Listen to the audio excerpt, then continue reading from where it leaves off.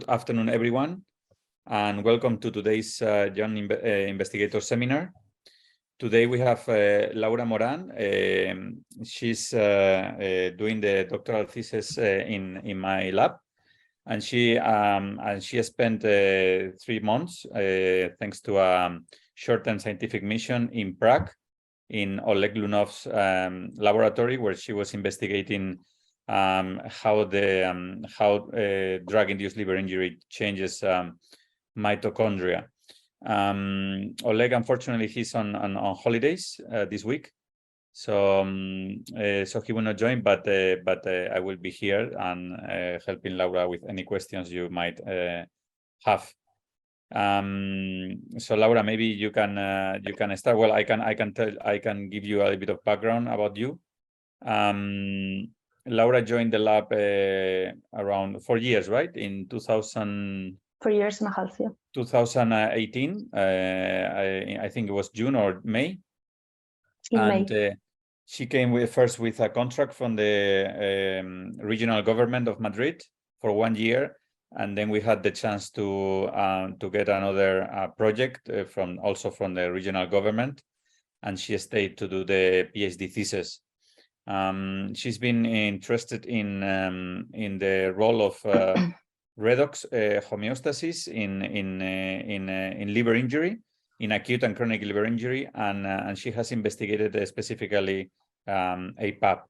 So these are the data that she will show today. But you can ask any other question that you might be interested. So Laura, if you want, you can go ahead and start. Okay, I will share my screen.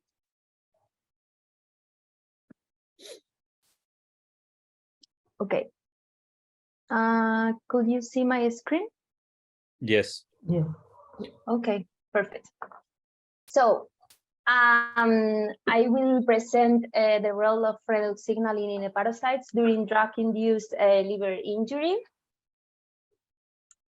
So the main topic of my PhD thesis is the oxidative stress. So liver is one of the major organs attacked by free radicals, and when the balance is disrupted in favor of oxidative stress, the homeostasis of the liver is disturbed. So oxidative stress can be caused by exogenous agents such as alcohol, drugs, environmental toxins, viral infection, and ultraviolet light, and also endogenous agents like obesity, insulin resistance, among others. So oxidative stress triggers DNA damage, lipid peroxidation, protein adducts, mitochondrial dysfunction, and the activation of the hepatic stellate cells. And altogether contributes to the development of liver disease. So NRF2 is a key regulator of the redox homeostasis. Under physiological conditions, NRF2 is repressed by KEAP1 in the cytosol and then goes to the proteasomal degradation. However, under pathological condition, NRF2 is released and then translocated to the nucleus, promoting all the antioxidant response elements that are including some detoxifying enzymes. So this is a general scheme of APAP-induced liver hepatotoxicity and all the events caused by that. At a therapeutic dose, APAP is metabolized mainly by the glucuronidation and sulfation, and just a minor fraction of APAP is metabolized by the cytochrome 450. However, at higher dose of APAP, so it's considered an APAP overdose between 15 to 25 grams, it is produced an increase in the reactive metabolite NAPQI because of a depletion of the glutathione. And then it is produced the mitochondrial protein adducts. So one of the main consequences of this aggregation of proteins is the increase of the superoxide radicals. The increase of superoxide radicals produce damage in the electron transport chain, and then it's one of the major causes of oxidative stress. As a cause of oxidative stress, it's produced the phosphorylation of junk and then the translocation to the mitochondria, triggering the mitochondrial permeability transition, which is mitochondrial dysfunction, and then leads to a loss of membranous potential, and then finally to a depletion of ATP.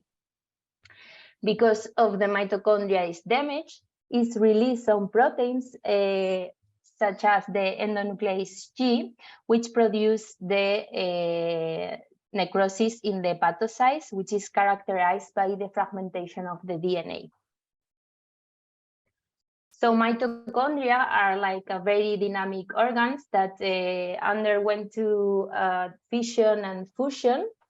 So here we are going to talk about these two processes. So mitochondria fission, it is produced when the mitochondria is divided into two small spheric mitochondria, and is mediated by a protein that is DRP1. And we are going to talk about this protein later in the results. Then the fusion of the mitochondria, it's produced when two mitochondria are merged, and then it produces an elongated mitochondria. And there's a different protein that participate in this process. Two proteins from the inner membrane of the mitochondria, which is the MNF1 and 2, and one protein of the outer membrane, which is the OPA1.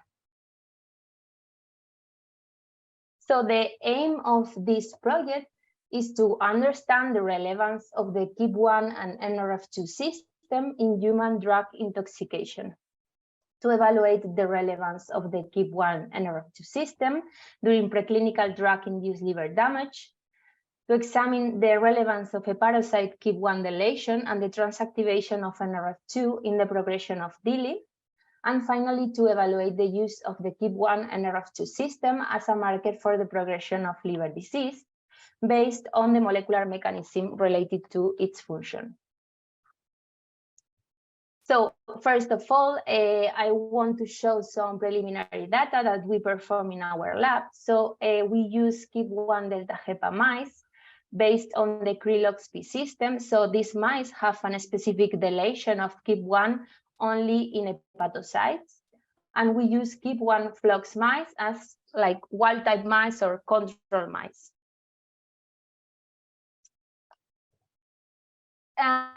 We performed some experiment in human samples and also in mouse samples.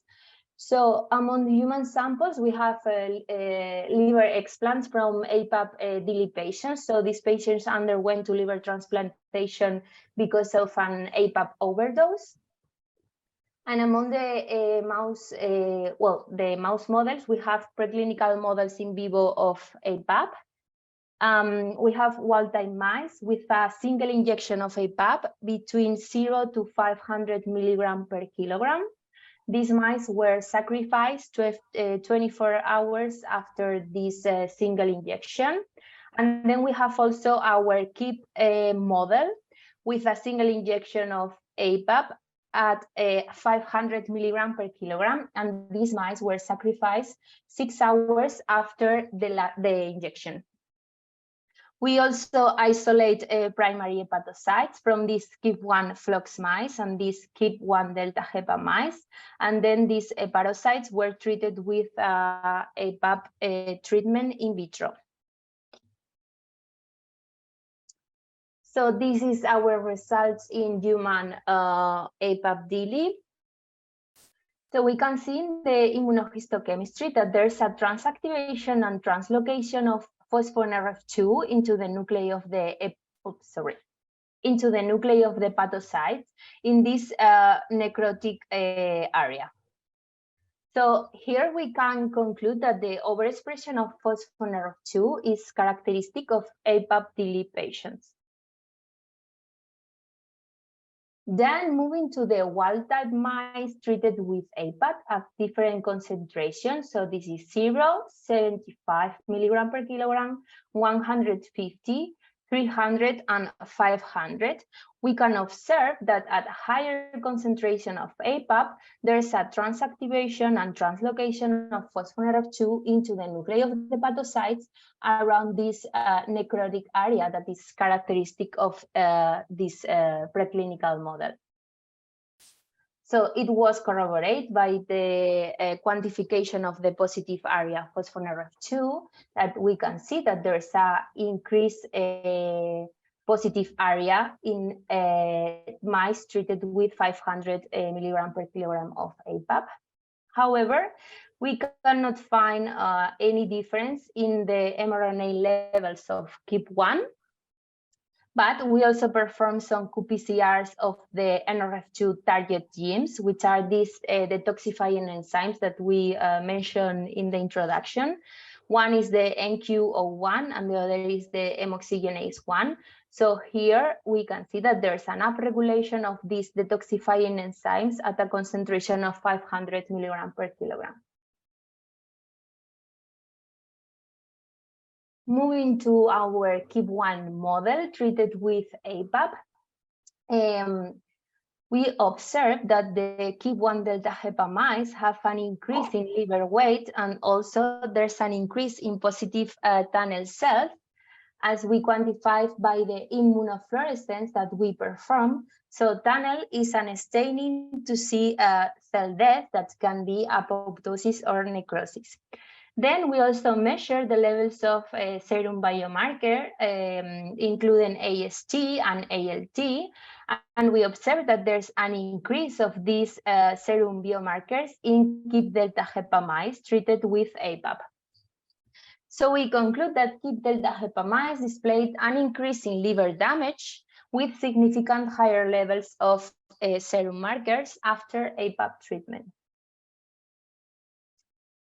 In order to explore the KEAP1 NRF2 axis, as I mentioned before, these mice have a specific deletion of KEAP1, and then there's almost a completely depletion of KEAP1 in these KEAP delta hepa mice. Then in the levels of NRF2, we see an increase of NRF2 in KEAP delta hepa mice after APAP treatment. And also these are the antioxidant response element, which are the NRF2 targets. And we can see that there's an upregulation of the mRNA expression of these genes. We conclude here that KEAP1 delta hepa mice show a significant increase in NRF2 expression after the deletion of KEAP1, followed by the increase of the antioxidant response element. So after that, we move from the University Complutense of Madrid to Prague, to the Institute of Physics under the supervision of Oleg Lunov.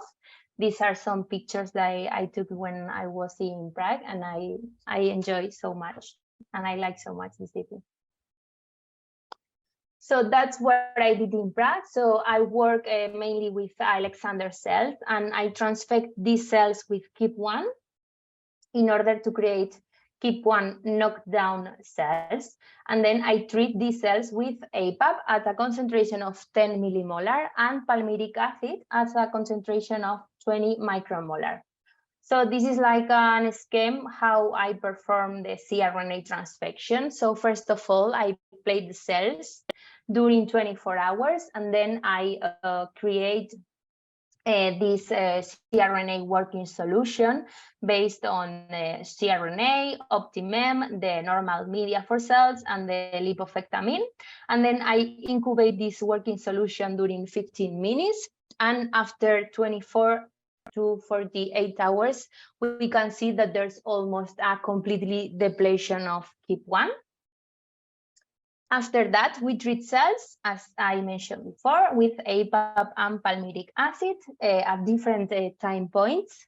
I treat with APAP at 6 hours and 24 hours, and palmitic acid at 48 hours. In the case of APAP treatment, APAP is just inoculated directly to the media of cells. However, in the case of palmitic acid, we have to, first of all, dilute it in methanol. After the treatment, we perform all the experiments to see, the protein extraction, to do some Western blots, immunofluorescence stainings, and some experiments for ROS detection. So, these are the experiments performed by Barbara and Nuria. So this just to see how it looks, the KEAP1 and NRF2 axis in 3 different human cell lines, like Alexander cells, FG2 cells, and AU7 cells. And we can see here that there's a upregulation of KEAP1 in FG2 and AU7. There's a higher increase of NRF2 in AU7 under basal conditions, so with no treatment. Here, just is an immunofluorescence with host and mitotracker. So host is to stain the nuclei in blue, and mitotracker is to stain the mitochondria in red. So we can see that the mitochondria look like a normal mitochondria, like a tubular shape in all 3 lines. Then, when we transfect cells with KEAP1, we can observe that after cKEAP1, there's a depletion of KEAP1 in Alexander cells, FG2 cells, and AU7 cells. And this depletion is like more pronounced, let's say, after 48 hours of cKEAP1. In the right panel, we can see an immunofluorescence of host actin in green and NRF2 in red. And after transfected cells with KEAP1, we can see that in Alexander cells, there's a huge translocation and transactivation of NRF2 into the nuclei, in contraposition of what happens in FG2 cells and AU7 cells. So for that reason, we decide to perform the next experiments only in Alexander cells as the right cell line, let's say. We want to measure oxidative stress in these cells. So we always have a positive control. This is the superoxide radical, and this is a total ROS. And there's an increase of the superoxide radical when we treat cells with KEAP1 compared to the control one. However, it's totally the opposite when we measure total ROS, where there's a completely decrease in cells transfected with KEAP1 when we compare it with the control one. So we conclude here that KEAP1 transfection produces increasing levels of superoxide radical. Then, in order to explore the mitochondrial membrane potential, we perform an immunofluorescence staining with mitotracker in green and with TMRE. So this is a component that it's a positive charge because the mitochondria is negative charge. We also have, again, a positive control. This positive control are cells that are treated with a 10% of ethanol. So we see that when we treat cells with 10% ethanol, there's a completely depolarization of the mitochondrial membrane potential. However, when we treat cells with the KEAP1, there's a hyperpolarization of the mitochondrial membrane potential measured by TMRE. In order to look the mitochondrial dynamics, again, there's an immunofluorescence of mitotracker to stain mitochondria. So in the control one, we can see that there's a normal tubular shape of the mitochondria. However, when we treat cells with KEAP1, we can see that at 48 hours, these mitochondria start to change the shape and be more spheric. And as I mentioned in the introduction, this process is DRP1, which is a protein that play a key role during this fission process, we can see that at 24 hours, there's no difference. However, at 48 hours, we can see an upregulation of DRP1, which means that it is produced the fission of the mitochondria. This is exactly the same, but with a super resolution confocal, and we can see here the spheric mitochondria when we treat the cells with KIP1.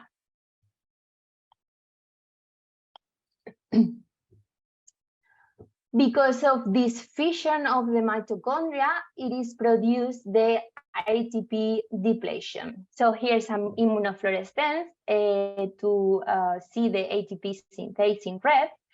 This is again positive cells treated with 20% of ethanol, where there's almost a complete depletion of ATP. But when we treat cells with KIP1, there's also a depletion of KIP1 if we compare it with the control one.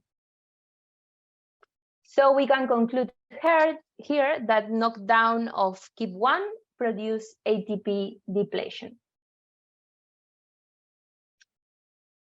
Then we want to see, to mimic our in vivo model, what happens when we treat these cells with APAP 24 hours.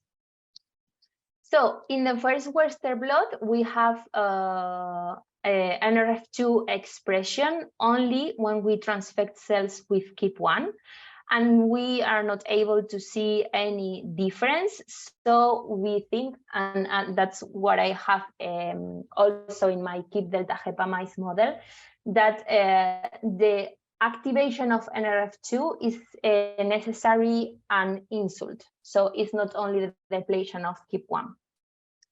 And what we can see here in this Western blot, when we deplete KIP1 and we treat the cells with APAP, there's produced an upregulation of this NRF2. So we conclude that NRF2 is upregulated after APAP treatment. We want to measure the mitochondrial membrane potential in these cells. And in immunofluorescence, again, we perform HOES, the nuclei in blue, mitotracker, the mitochondria in red, and the TMRE, which is the component to see the potential of the mitochondria.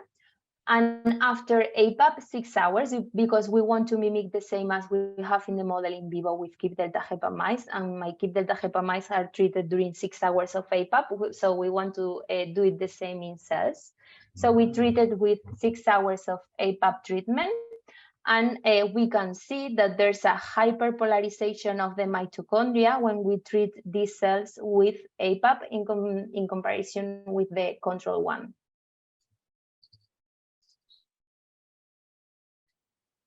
We move to like more prolonged treatment time. So we treat these cells with APAP 24 hours, and we can see that there's a hyperpolarization of the mitochondria when we treat cells with APAP, and it's more pronounced than the APAP 6 hours.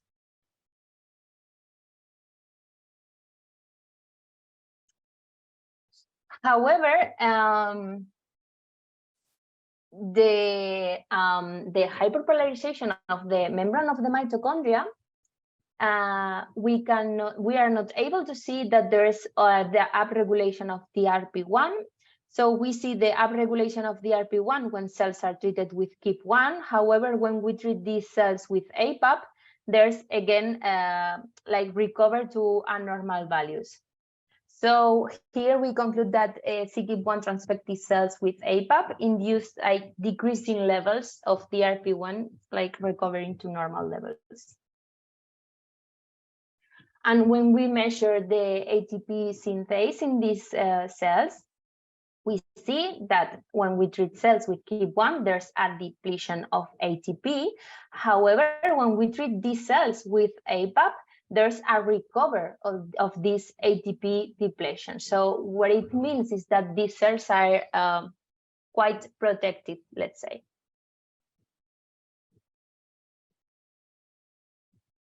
This was the experiments performed by Nuria, because Nuria was also in Prague during, I think, 3 weeks with my project. And she performed some experiments of the percentage of cell survival with the Alamar Blue kit. And we can see that the cells transfected with KIP1 and treated with APAP have an increased levels of an increased percentage of cell survival.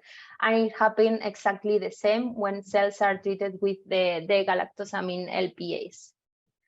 So here we conclude that Alexander cell transfected with KIP1 and treated with APAP or the galactosamine LPAs displayed increased levels of cell survival. So it's a kind of protection.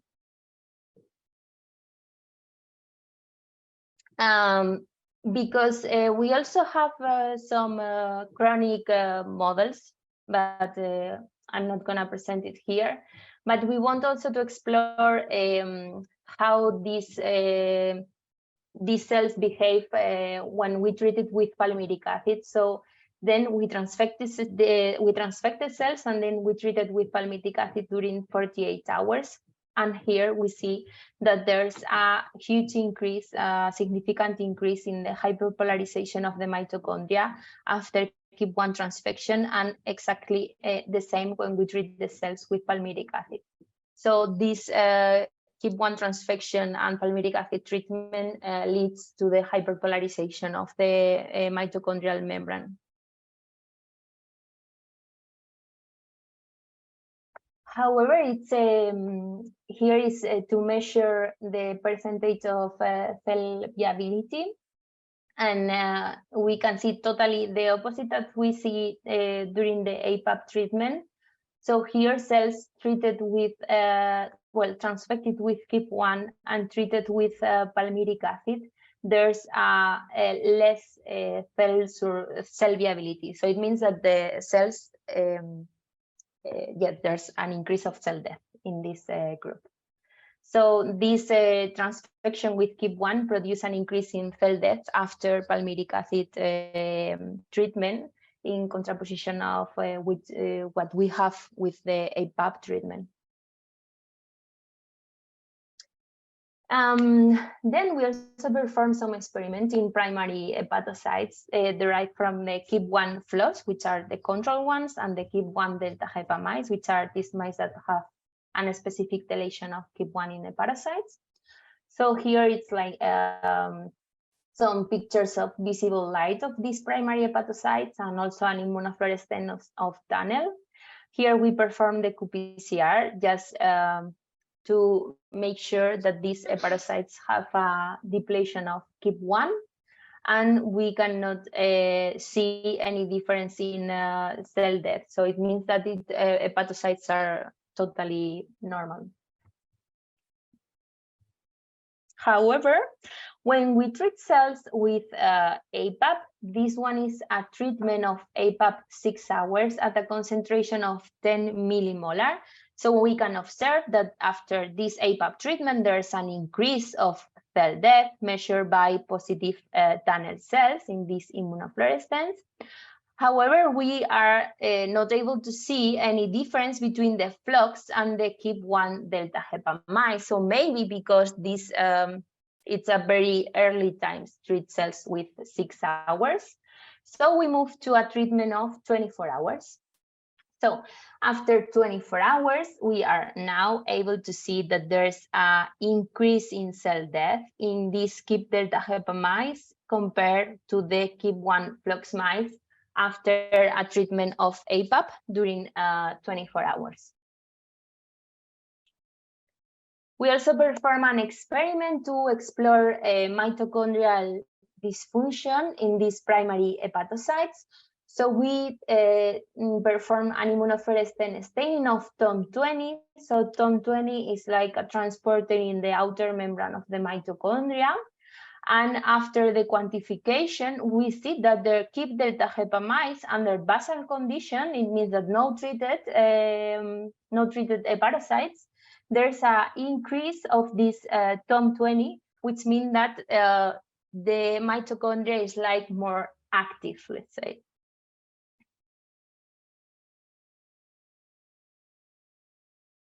So these are my conclusions of this project, that phosphoNRF2 transactivation is characteristic of APAP-TILI. KIP delta HEPA mice show an increase in hepatic damage after acute APAP-TILI. Knockdown of KIP1 in hepatocytes produce mitochondrial fission by GRP1 upregulation. And finally, Alexander cells transfected with KIP1 induce the hyperpolarization of the mitochondrial membrane potential, and as a consequence, ATP depletion. I want to thank Dr. Oleg Lunov and in the Institute of Physics, and especially the Dr. Barbara Smolkova, because she performed a lot of the experiments that I shown here, and also Petra, Adam, and Maria. I also want to thank Nuria, because I also show some of the experiments that she performed during the cost action grant. And of course, my supervisor of the thesis, Dr. Francisco Javier Cubero, and all my lovely liver lab. Thank you. Thank you, Laura. Do you have any questions?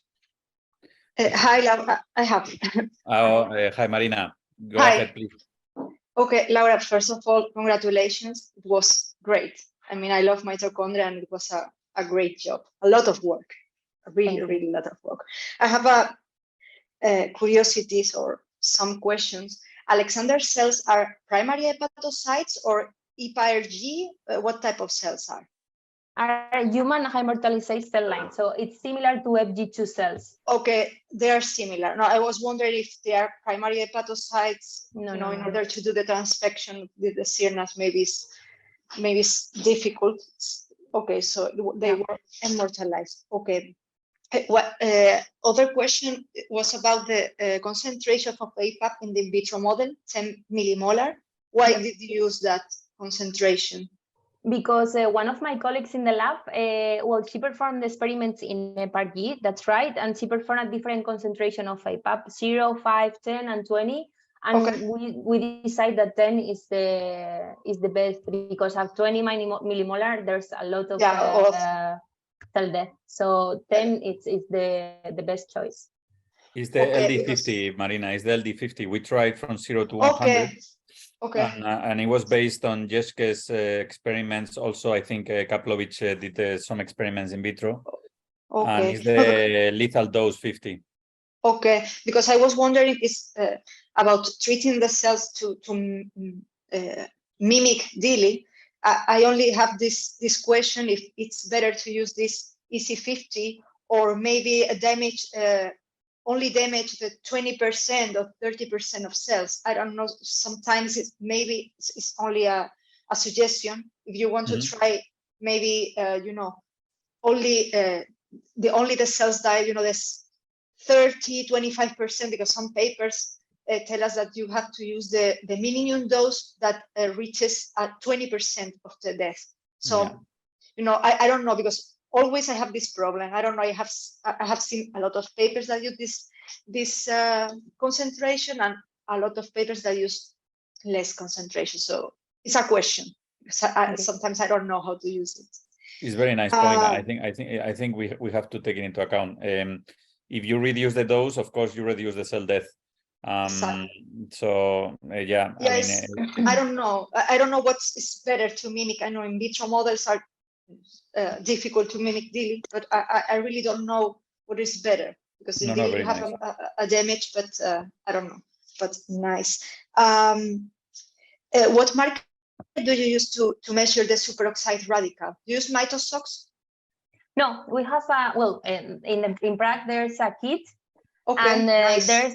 there's two different colors. So one is in green and the other one is in orange. So in green, you are able to measure total ROS, which is the peroxidide, the hydrogen peroxidide, the hydroxyl radical, and with the orange, you are able to focus on the superoxide radical. Okay, nice. If you can send to me this because I always use mitoSOX, and it's a nightmare. So I was curious about it. Because sometimes mitosoc is not, you cannot see it very well using flow cytometry or, okay. I think that yes, normally for superoxide, you use dihydroethidium, DHE. Yeah. And for superoxide, and for hydrogen peroxide, you can use dichlorofluorescein, DCFDA, which is coupled to 2 atoms of hydrogen. But this, as you said, for immunofluorescence is not very stable. This is the point, because you have to keep it at 37 degrees. But for FACS, it would be ideal.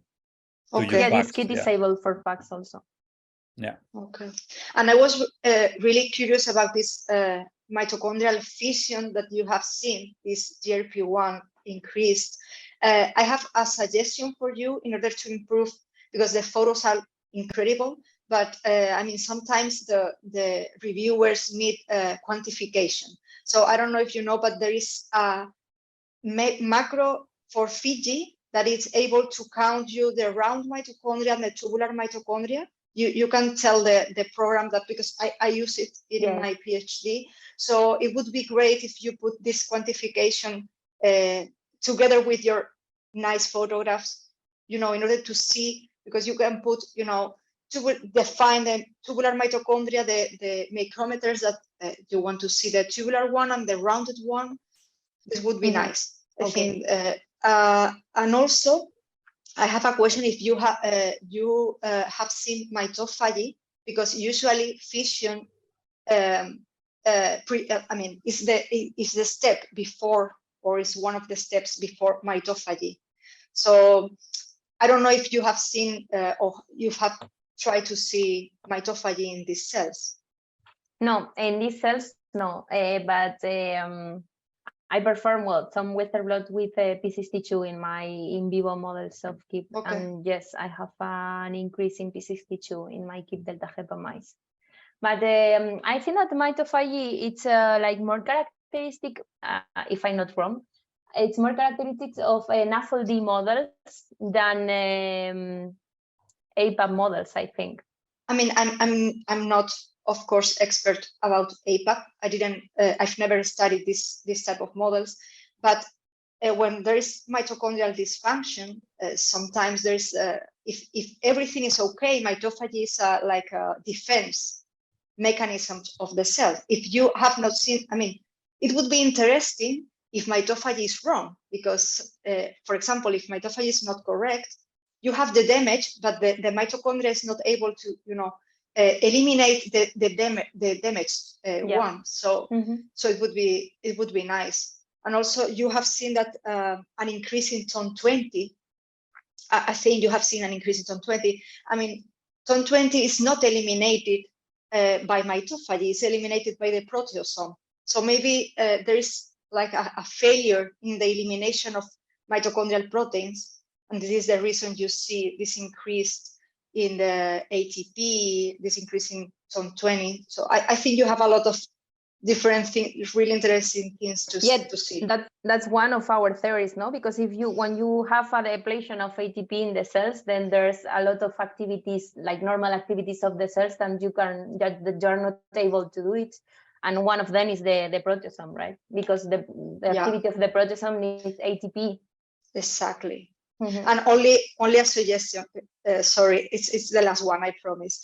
You have seen in your hypothesis, you have seen that there is an hyperpolarization of the mitochondria. You have linked it with an increase in ATP or a decreased, because normally I'm confused, and maybe you can use the Seahorse platform in order to see in the cells, the Seahorse, to see in real-time oxygen consumption.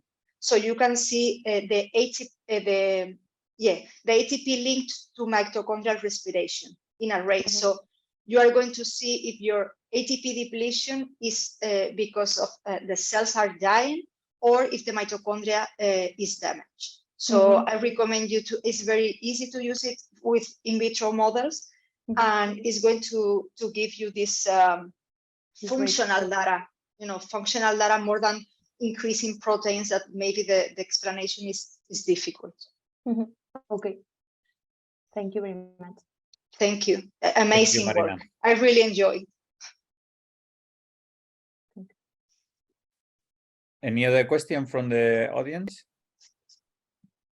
Michelle, please go ahead. Yes. Thank you very much, Laura, for a very nice talk and a lot of very nice data. I'm not an expert on the mitochondria, but I have a number of questions or issues that I would like to raise with the data you presented. One of the things it was not clear when you demonstrated one of your first experiments where you exposed the Alexander cells to APAP, but concomitantly you also used palmitic acid. What was the reason to use palmitic acid for this? I mean, you would like to check for the effects of APAP, but why using palmitic acid? Because I don't present it in this PowerPoint, but apart from the acute liver failure models, I also have chronic liver disease model. And in this chronic liver disease model, we have a model of NAFLD. So Okay. that's why we treat cells with palmitic acid. Okay, thanks. But you said that you had to use methanol as the solvent for palmitic acid, right? Yes. So are you not afraid that methanol is having also some effects? What kind of concentrations you would have in your, because you presented some data where you used ethanol as a positive control, right? So I'm a little bit worried with methanol, using methanol. But so first of all, we have to do an stock solution of 100 millimolar. So we have to do a very high concentration of this palmitic acid with a methanol. But then we have to do some serious dilution in the middle, and then this dilution were in the normal media. So the final concentration of methanol when we inoculate this in the cells are so little. Yeah, but it's very important to check the effect of methanol by itself. For example, DMSO, and as a toxicologist, I'm very careful in using the concentration of the solvents. Nobody is actually looking to that very carefully, but DMSO, for example, is a very strong antioxidant as well, and has a very large pleiotropic effect on cells and cell culture. So it's very important to keep this in mind. Okay. Can I just ask you another question, just for curiosity? You, in your in vivo experiments, you use APAP exposure through injection. That's correct? With one injection, yeah. Mm-hmm. Why didn't you do this orally to mimic the exposure? I mean, you missed the first pass effect right there in the animals. You mean the treatment orally? Yeah, to gorge them with the dose of paracetamol, with the APAP. Then you have included as well the first pass effect that will pass directly first to the liver. That will be interesting to see as well. Yeah, that's a good idea. I've never seen it like APAP treatment orally. I always see it like an intraperitoneal injection. Yes, yeah. I mean, it's been done, and actually, the first papers they do it orally, and then they change with intraperitoneal, no, because but orally obviously makes more sense because there is some CYP1, I think, also apart from the liver in other organs. So this is with a gavage, with an oral gavage. Yeah, oral gavage. Exactly like when we do alcohol. And the gut contains a lot of CYP enzymes in the mucosis of the gut. So and there is some kind of expression of 3A4, which is a very important one, but not for APAP.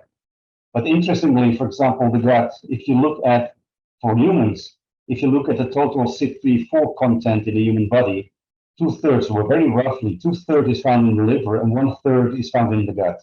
Just to keep in mind that there's a lot of different drug metabolism going on in the gut. Additionally, as well as the microbiota, which would play a role as well. Yes. Very nice presentation. Thank you very much. Thank you, Michelle. You're welcome. Any other comment from the audience? Well, I would like to also join others in the congratulations, in the celebration for this very interesting presentation. Exciting data and very, very comprehensive data exploring the oxidative stress. And also, I think the collaboration with Lunok is fantastic. I encourage others to go to Lunok to get those beautiful photos and images. Yes, he has amazing microscopes there. Yeah. Yes, they are indeed. My question and my curiosity has been, why have you introduced palmitic acid? It's just as considering like obesity or acid could play a role in, because my question will go to, we always, when we have patients with drug-induced liver injury, they happen to be receiving also paracetamol on standard dose or sometimes on demand, depending on the characteristic of the process. We always consider what could be the potential, or which role could play paracetamol in the hepatotoxicity of other drugs that we consider as the culprit. And therefore, I don't know why don't you try to play this clinical situation into this model that you have to explore the possibility of other, well, Fernando Checa, through other kind of model, show that valproic acid sensitized to the hepatotoxicity of paracetamol, but we may think the other way around. Paracetamol increasing the potential of hepatotoxicity of other drugs that are given together. What do you think about it? Yeah, I think that it will be interesting. I mean, if you are mixing this both treatment, but in this case, I want to see this these transfected cells with palmitic acid, because we have also chronic liver disease model and NAFLD models. Yes. So we want to see how it behaves, these cells, when we treat it with a lipotoxicity, let's say. Yes, yes. We have to check the syngenic effect. I mean, the synchronic effect of both. Yeah. That's This is what Maribel is meaning. I mean, this is what we established also in the Horizon grant, to see what is the effect of APAP on already pre-existent injury. I think it's quite difficult in terms of like manipulation in the laboratory, because of the time points, because there are different time points. So it's transfection 48 hours, and then the APAP is 24 hours, the palmitic acid is 48 hours. So the time points are really complicated things. But yeah, it will be very nice to explore that. Okay, congratulations, Laura. Thank you very much. Any other question? Javier, this is Pablo. Pablo, yeah. Hi. I'm doing well. I'm actually in Malaga because I'm doing a research stance with Maribel and Raúl. And, yes. They told me. I remember they told me. Yes. I'm not a mitochondrial dysfunction expert, but I had just a very quick questions. One is when Laura, first thing, congratulations on the work, is excellent. I just wanted to ask you, because you say this, the changes that you describe are characteristic of APAP, but do you have other diseases, other disease controls? So you talked that you had other chronic diseases and NAFLD. Is that why you say that it's characteristic, or? Yeah, I mean, I have a lot of experimental preclinical models. I have APAP, where I show in this presentation, but I have more results. I have also CCL4 at different time points, 14 days and 20 days. And I have the NAFLD plus ALD model. So it's not only NAFLD, because we use a combination of Western diet plus alcohol consumption. Okay, in great. order to. Yeah. Go ahead. No, just this combination is in order to get the liver fibrosis. Okay, and another thing that I wanted to ask you, because I'm right now I'm working on the mitochondrial respiratory chain, but from a very simple perspective, just the activities of the 5 different complexes in different diseases, and especially in alcoholic liver disease. But do you know, I know a lot has been written about, mitochondrial dysfunction in paracetamol overdose, and the same thing happens with alcohol, but I don't know if they have measured the activity of the 5 complexes in paracetamol overdose. Do you know this? I think, I don't know if it's in the 5 complex, but yes, I read some papers that they say that the hepatotoxicity produce the depletion of the ATP, but we are not sure, because there's also some papers that say that this ATP comes because of the fission of the mitochondria, because when you break this mitochondria and you create these 2 small spheric mitochondria, then it is produced the ATP depletion.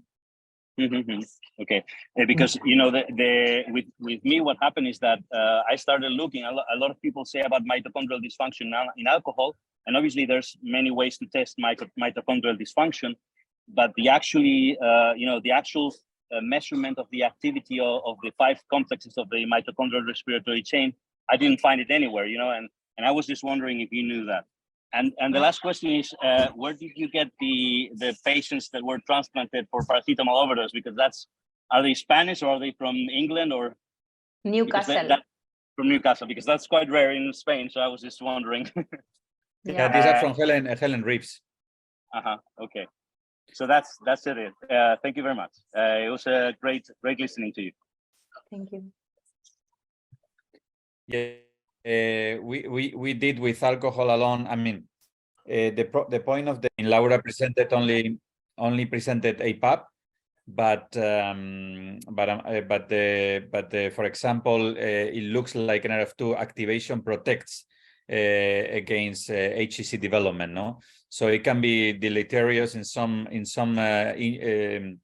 instances of liver injury, but another can be beneficial. So this has to be clarified. That's why she did a battery of different diseases, and one of them was APAP. So we have to see how we put the paper along with APAP, or we put everything together. We have to see. I think with these findings with mitochondria, it might be interesting just to give a focus only on APAP and mitochondrial in the role of redox or homeostasis, and we need specifically to understand the effect on complexes, no, on all these like you say mitochondrial complexes. We need to evaluate this. Yes, great, very interesting. Javier and Pablo, regarding to this quantification of the activity of the complexes, I didn't do it, but I know that with this Seahorse platform, there is a protocol published in Nature that you can permeabilize the cells when they are attached to the plate, and you can measure in vivo the activities of all complexes. Oh, that's great. So maybe I can find the paper I can send to you, because I think it's easier than the conventional ways to the enzymatic ways to measure the complexes. And you can do in the same experiment maybe the activity of the mitochondria and also the activity of the complexes separately. So with the Seahorse, yeah. Yes. Perfect. Published in Nature, I think. Okay. That's great. Thank you, Marina. Welcome. Great, Marina. Okay, so thanks a lot for this very nice discussion. I just want to say that our next speaker will be the 18th of January at 4:30, and it will be more clinical, obviously, because we had the basic now. So next one, it will be clinical. So just I want to wish you very nice holidays, Merry Christmas to everyone, and thank you for attending our seminars. Okay. Yes, Merry Christmas. Okay, so thank you to everyone. Thank you. See you soon. Bye. Bye. Bye. See you. Bye.